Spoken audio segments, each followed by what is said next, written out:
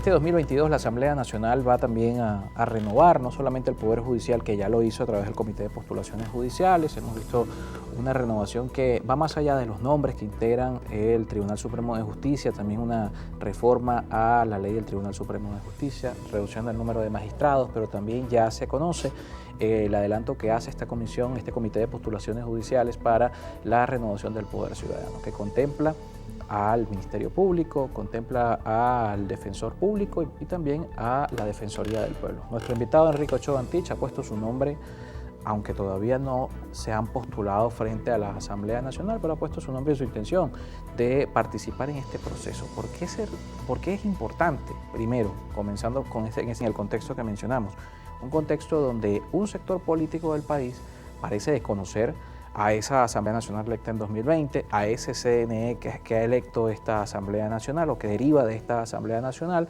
a pesar de haber participado en las elecciones con este CNE, que parece también paradójico dentro del análisis, pero lo cierto es que hay un desconocimiento o un descrédito hacia las autoridades y los órganos del Estado.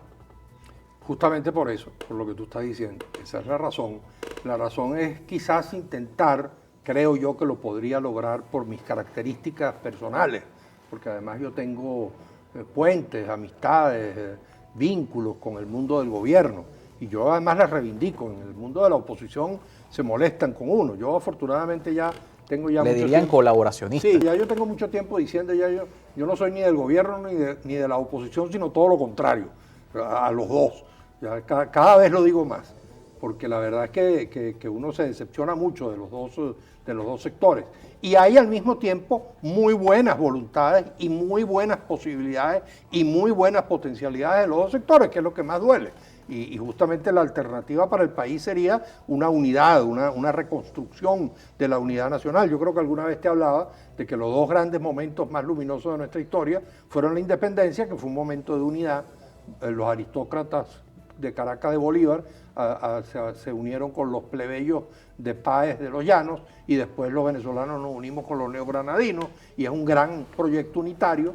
Y la caída de la dictadura de Pérez Jiménez y la fundación de la democracia es un gran proyecto unitario. La Junta Patriótica van desde COPEI de la derecha hasta el Partido Comunista en la izquierda, pasando por URD y por Acción Democrática. De modo que esos dos grandes momentos son las dos unidades. Yo siempre digo que necesitamos una tercera unidad en Venezuela. Y esa tercera unidad tiene que comenzar por justamente reinstitucionalizar al Estado, porque las instituciones se elijan, se designen escrupulosamente como lo dice la Constitución. Solamente es eso, es cumplir lo que dice la Constitución. Pero te decía sobre mis características personales porque, bueno, el gobierno, por ejemplo, dice que el origen de la revolución bolivariana, decía siempre Chávez, fue el 27 de febrero, la rebelión de los pobres. Bueno, yo el 2 de marzo de 1989, mientras estaban ocurriendo los acontecimientos, el 27 de febrero, 28 de febrero, 1 de marzo, el 2 de marzo, estaba yo a las puertas de la morgue fundando el Comité de Familiares de las Víctimas del 27 de la masacre, y denunciamos por primera vez ante Venezuela y el mundo esa masacre. Cuando ocurrió el 4 de febrero yo expresé mi desacuerdo. Yo estoy en desacuerdo con cualquier golpe de Estado de izquierda o de derecha, pero dije hay que escuchar a los alzados, hay que escuchar a los militares, y propuse y logré y activé para fundar el Comité de Familiares de los oficiales del 4 de febrero, y activé para la amnistía de los militares del 4 de febrero. Algunos le echan a uno la culpa de que por haber sacado a Chávez de la cárcel fue que llegó Chávez al poder, olvidando que Acción Democrática, el partido de Rómulo Betancourt y de Carlos Andrés Pérez, terminó con Alfaro Ucero de candidato, y el partido de Rafael Caldera y de Eduardo Fernández terminó con una señorita como Irene de candidata. Entonces tú comprenderás que era muy difícil que esos partidos, y el MAS de Teodoro Pecofi, de Pompeyo, de combativo, de izquierda, etcétera, terminó metido en el gobierno del doctor Caldera. Entonces, bueno, obviamente que se creó un vacío que lo llenó Chávez. Pero yo creo que activamos en determinados momentos. Además tuvimos militancias, digamos, compartimos militancia por los derechos humanos con Delcy. ¿Cuántas veces no fui yo a la DIM? Una vez que me citaron, ella me acompañó como abogada.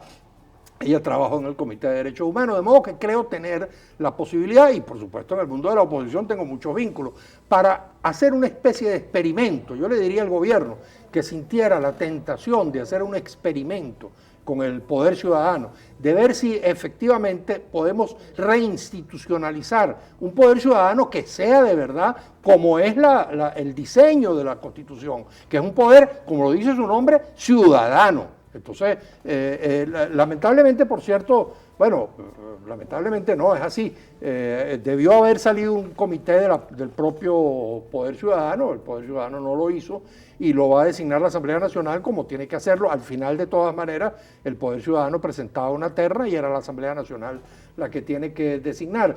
Yo sé que al final no es una que Asamblea Nacional casi 90% sí, del PSUV. Exacto, por eso es que no, yo además, te lo decía fuera de cámara, yo admito que es altamente improbable que yo sea designado. Y yo lo admito con los pies en el piso. Yo siempre digo que yo no tengo los pies en el piso, yo los tengo enterrados. ¿No? Yo tengo un sentido de la realidad muy grande. Y yo sé que el esquema de partido-Estado se puede terminar imponiendo. Yo sé, por ejemplo, que he tenido divergencias importantes con Diosdado Cabello en su programa. Aunque todos los miércoles sale. ¿Ah? Todos los miércoles No, está ya no.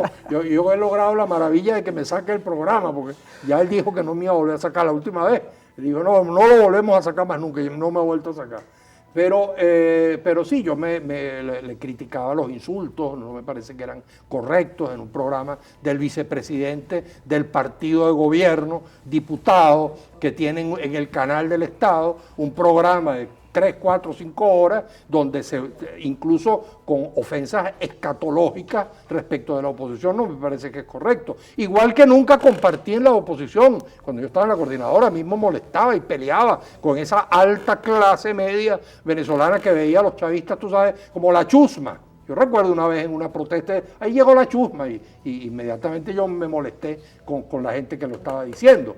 Ese tipo de actitud que hemos tenido unos con otros, es una de las cosas que ha llevado a la fractura y a los problemas del país, porque como dijo Jesús una vez, entiendo que fue Jesús el que lo dijo, un reino dividido no prevalecerá y una casa dividida no se sostendrá en pie. Bueno, efectivamente, ningún país fracturado, tú puedes tener divergencias, pero tienes que tener un acuerdo mínimo de país. Entonces, ojalá estamos que el viendo gobierno, en Colombia, con Petro reuniéndose con Uribe. Con Uribe, exactamente. Yo me hasta imagino con Rodolfo Hernández. el escozor que debe haber causado en ambas bases, ¿no? El uribismo, por supuesto, pero incluso el coraje que tiene Petro de hacerlo, porque él sabe el escozor que tiene que haber causado en buena parte de su base militante en el pacto histórico. De modo que ese tipo de gestos, yo quisiera pensar, por eso es que he planteado siempre que aparte de rescatar del silencio a la Defensoría, porque como sabemos, es una institución silenciosa, opaca, invisible, inexistente casi, ¿no? Aparte de eso, creo que el otro tema es el de lograr un pacto nacional en materia de derechos humanos, poniendo gobierno de oposición, Estado, sociedad civil, en toda su pluralidad, todas las ONG, las que están a favor del gobierno, las que están a favor de la oposición, militares, policías, civiles, empresarios, trabajadores, sobre los temas de derechos sociales, lograr un pacto para un conjunto de medidas que por consenso podamos aprobar todos los venezolanos y que los derechos humanos dejen de ser, como dicen los españoles, un arma arrojadiza en el debate político subalterno. Entonces, por eso que a mí no me gusta cuando, por ejemplo, llevaron a Maduro a la Corte Penal Internacional, porque además yo no creo que haya una responsabilidad penal. Puede haber una responsabilidad política, pero una responsabilidad penal que requiere una participación directa, un conocimiento, un deseo de producir el daño, no creo que por lo menos se pueda probar, y por eso yo me he opuesto a eso. Pero además, el hecho de usar los derechos humanos como un arma política para una estrategia que es la estrategia de derrocamiento a la fuerza del gobierno, a mí me parece que se le ha hecho un daño enorme a los derechos humanos cuando se convirtieron en un instrumento de la política subalterna. Eso se puede interpretar como que no hay violación de derechos humanos en Venezuela. En Venezuela hay una violación masiva y sistemática, la ha habido durante estos 20 años, la ha habido durante 60 años, la ha habido durante 200 años. Cuando Bolívar mandó a fusilar a 800 españoles, ancianos, heridos y mujeres que estaban en La Guaira, ahí se cometió un hecho de violación a los derechos humanos. La República, desde que existe la República, hay violación a los derechos humanos. Ahora, en este gobierno se ha recrudecido, en estos gobiernos últimos, se ha recrudecido la violación a los derechos humanos, se ha incrementado. Ha habido, por cierto, según la cifra de Provea, que está muy confrontada al gobierno, sin embargo dice que en 2020 hubo 3.000 ejecuciones y en el 2021 1.400. Sin embargo, eso es una cifra atroz. Tú puedes decir, bueno, bajó 50%, pero eso es una cifra atroz. En Venezuela se comete una violación masiva y sistemática a los derechos humanos, solo que creo que no es un tema partidista, sino que es un tema de una deuda que tenemos los venezolanos como nación, con nosotros mismos, que debemos saldar entre todos y no unos contra otros.